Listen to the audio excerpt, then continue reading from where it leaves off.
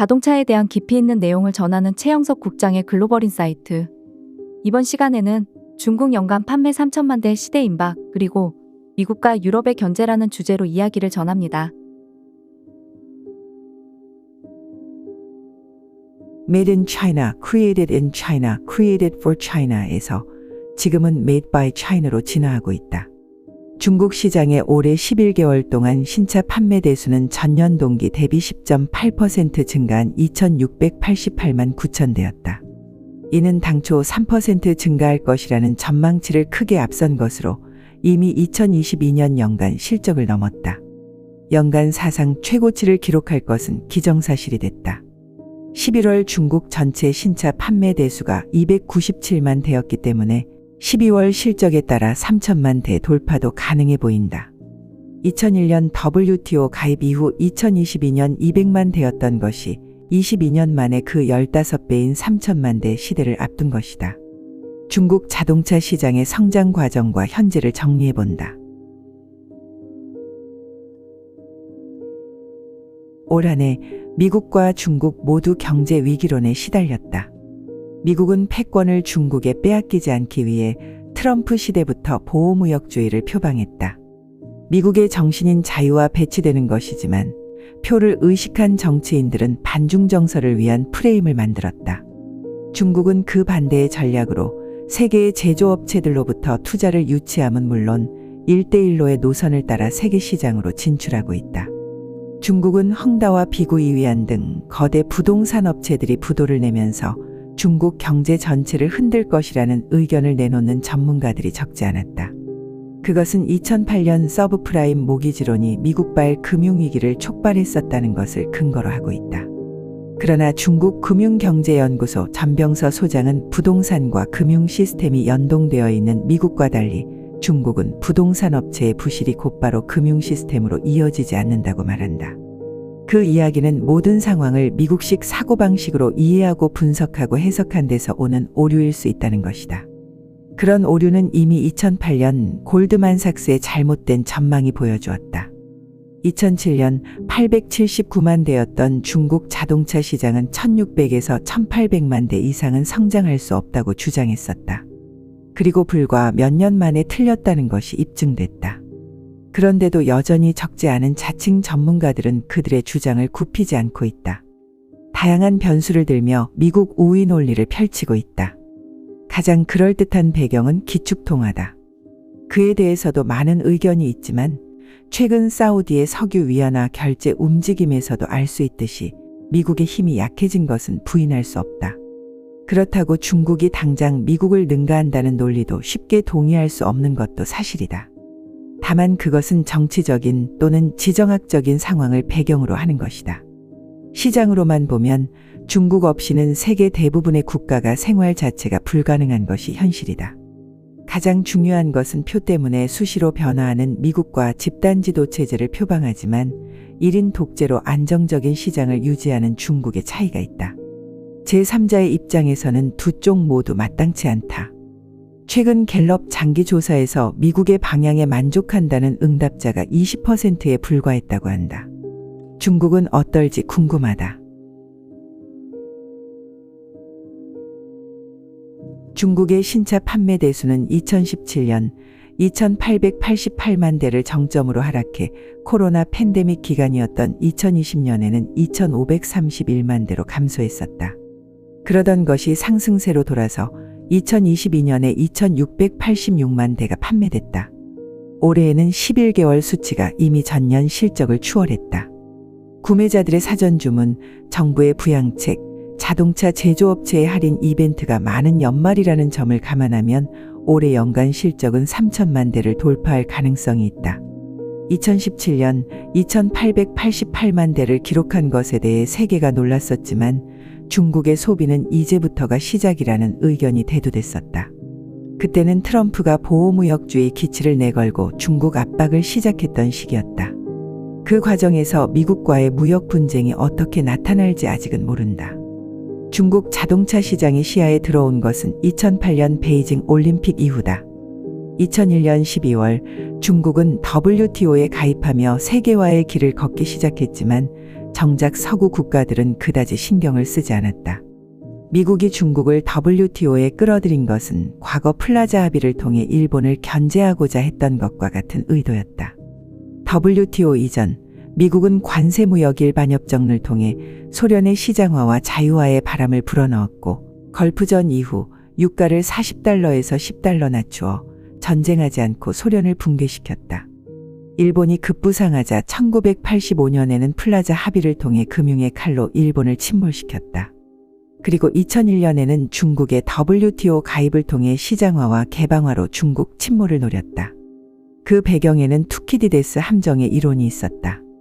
하지만 관세무역 일반협정이나 플라자 합의 때를 근거로 했던 예상과 달리 세계의 돈은 중국으로 몰렸고 중국은 세계의 공장으로 대박을 터뜨렸다. 이는 중국의 부상에 관심을 두지 않은 사람들이 훨씬 많았다는 것과 통하는 내용이다. 그것은 다분히 정치를 악용한 자본가들의 주장을 받아쓰게 한 언론들의 책임도 크다. 많은 서구의 전문가들은 중국의 연간 자동차 판매 대수가 2천만 대를 돌파하자 비로소 중국의 힘에 주목하기 시작했다. 중국은 1992년 처음으로 100만 대의 생산을 돌파했고 8년 만인 2000년에 200만 대, 다시 2년 만인 2002년에 300만 대, 2003년에는 444만 대 등 큰 폭의 증가세를 보였다. 2005년에는 570만 대로 늘었는데 이때까지는 승용차가 276만 대, 상용차는 트럭과 버스를 포함해 293만 대로 상용차가 더 많았다. 2007년 879만 대로 증가하며 점차 폭발력이 시선을 끌기 시작했다. 그때 이미 중국 정부는 연간 판매 대수 2천만 대를 전제로 도로를 비롯한 사회 인프라를 구축하고 있었다. 연간 판매 대수 2천만 대는 경험하지 못해본 수치였다. 지금은 3천만 대를 넘어 4천만 대도 가능할 것 같은 추세다. 세계 유수의 연구기관들의 중국 시장 전망에 관한 보고서도 어디까지나 그들에게 투자하는 자본가들의 눈을 가리기 위한 것에 불과했다. 기자는 2008년 베이징 모터쇼 취재 현장에서 경제연구소와 투자은행들의 전망이 탁상공론이라고 지적했다. 연 10%의 경제 성장률을 비롯해 자본주의 경제의 확대 그리고 국민소득의 증가, 더불어 중국의 자연환경이 항공기부터 철도, 개인 교통수단에 이르기까지 가공할 만한 조건을 갖추고 있다는 것이 이유였다. 필자는 멀지 않아 2천만 대의 시대가 도래한다고 전망했다. 그 이후로 다음과 같은 근거를 들었다. 우선은 2007년 기준 중국인 자동차 소유 비율이 1000명당 44명에 불과했다. 미국의 750명, 세계 평균의 120명에 비하면 많은 갭이 있었다. 2015년 기준으로 미국은 인구 3억에 3억 대의 자동차가 등록되어 있는데 중국은 15억 인구의 1억 7천만 대에 불과했었다. 그랬던 것이 7년 만인 2022년에는 3억 1900만 대까지 증가했다. 2008 베이징 올림픽은 1988년 서울 올림픽이 그랬듯이 수요 증가의 기폭제가 됐다. 2006년 8월부터 실시한 자동차 할부 금융제도의 이용 확대도 수요 촉발의 주요 요인으로 작용할 것이라는 게 기자의 생각이었다. 미국 자동차 산업 초창기에도 할부 금융제도가 수요를 크게 늘렸다. 중국 정부는 그런 시대적인 상황에 맞춰 자동차 산업에 대한 정책을 나름대로 강제적으로 추진했다. 당시 중국의 자동차 산업 정책은 집약화, 자체 브랜드 개발, 수출 등 3가지 전략으로 요약할 수 있다. 집약화는 규모화를 의미한다. 2007년 기준 중국 내에는 120개가 넘는 자동차 회사가 있었다. 그중 상위 10개 메이커가 전체 시장의 70%를 점했다. 대부분은 수익성을 낼 수 없는 처지라는 것을 알 수 있다. 따라서 중국 정부는 자동차 회사의 수를 통제하고자 하는 정책을 시행했다. 물론 강제로는 불가능했다. 안전 규제와 환경 규제 등을 통해 수준이 미달하는 메이커는 퇴출하는 방식을 동원했다. 그렇게 해서 적어도 연간 100만 대 이상의 규모를 갖춘 회사들로 규모화시키는 것이 중요한 과제였다. 그런데 전기차 시대를 맞아 지금은 200개가 넘는 자동차 회사가 있다고 한다. 이와 관련해서 한 번도 확인된 데이터를 본 적은 없다. 두 번째로 자체 브랜드의 증대도 자동차 산업 발전 과정에서 필수적인 조건이다. 중국의 국영기업들은 모두가 외자 기업과 자본 제휴를 통해 합작 형태로 운영하고 있다. 기술과 자본을 끌어들이고 인력을 제공해 산업 발전을 꾀하는 초보적인 과정이 전개되고 있는 것이다. 이런 데이터를 받아들인 배경에는 미래학자 존 나이스비트의 메가 트렌드를 비롯해 힘의 이동, 미래의 단서 등 많은 서적이 있었다. 최근 중국 자동차 산업의 대국화를 주도하고 있는 것은 신에너지차, 즉 전동화차다. 중국 신에너지차는 지난 11월 처음으로 상용과 승용을 포함해 생산 대수와 판매 대수가 각각 월 100만 대를 돌파했다. 11개월 전체로는 36.7% 증가한 830만 대가 판매됐다. 이는 신차 판매의 30.8%에 달한다. 신에너지차는 중국 전체 자동차 수출을 주도하고 있다. 중국산 자동차는 1월부터 11월까지 441만 대가 수출됐다. 그중 약 25%가 배터리 전기차와 플러그인 하이브리드 전기차였다. 중국은 연간 실적으로 세계 최대 수출국이 되는 것은 기정사실화됐다. 중국 산업기술정보부는 50% 이상의 전동화차의 보급률 목표를 10년 앞당겨 달성할 수 있다고 전망했다. 2017년 77만 7천 대에서 2022년에는 688만 7천 대로 보급률이 28.2%에 달해 예정보다 3년 앞당겨 제14차 5개년 계획에서 설정한 목표인 20%를 초과했다. 중국 자동차 시장에서는 신에너지차가 내연기 관차를 대체하는 추세는 이미 자리 잡고 있다. 2035년까지 신에너지차 보급률 50% 이상이라는 당초 목표는 늦어도 2026년에 달성될 가능성이 높다고 강조했다. 중국 토종 브랜드의 신에너지차 보급률은 60.4%로 글로벌 플레이어를 앞선 것도 주목할 내용이다. 중국 시장의 확장성은 글로벌 플레이어들의 투자 증가로도 입증되고 있다. 2022년 2월 자동차 업계의 지형 변화와 중국 시장 4천만 대 시대 전망이라는 칼럼에서 중국은 신에너지차로 4천만 대 시대를 꿈꾼다고 했었다. 동시에 프리미엄 브랜드들을 비롯한 글로벌 플레이어들이 중국 투자를 더 늘리고 있다는 수치도 분석했었다. 그 추세는 지금도 계속되고 있다. 2022년 12월 중국은 공장을 넘어 시장으로 외국 자본 끌어들인다라는 칼럼을 통해 글로벌 플레이어들의 중국 시장 투자 확대에 관해 정리했었다. 이번에는 다시 올해 발생한 새로운 투자를 정리한다. 폭스바겐 그룹은 지난 12월 13일 독일 본사를 제외한 최대 규모의 연구개발 센터인 폭스바겐 차이나 테크놀로지가 3년 안에 보급형 시장을 위한 전기차 플랫폼을 출시하고 중국 고객을 위한 맞춤형 배터리 전기차를 개발할 것이라고 발표했다. 대략 10억 유로를 투자한 폭스바겐 차이나 테크놀로지는 중국 동부 안후이성 허페이시에서 2024년 초에 영업을 시작할 예정이다. 지능형 커넥티드 차량의 연구 개발에 중점을 두고 있으며 자동차 및 부품 제품의 출시 기간을 30% 단축하기 위해 노력하고 있다. 그룹 내 아우디도 중국 합작회사 아우디 FAW 신에너지차가 중국 길림성 창춘에 있는 테스트 센터를 오픈했다. 동시에 최대 70대의 차량을 테스트할 수 있는 능력을 갖춘 전 세계적으로 아우디가 가장 최근에 개발한 테스트 시설 중 하나다. 중국에서 제품 테스트를 완전히 현지화하기 위한 것이다.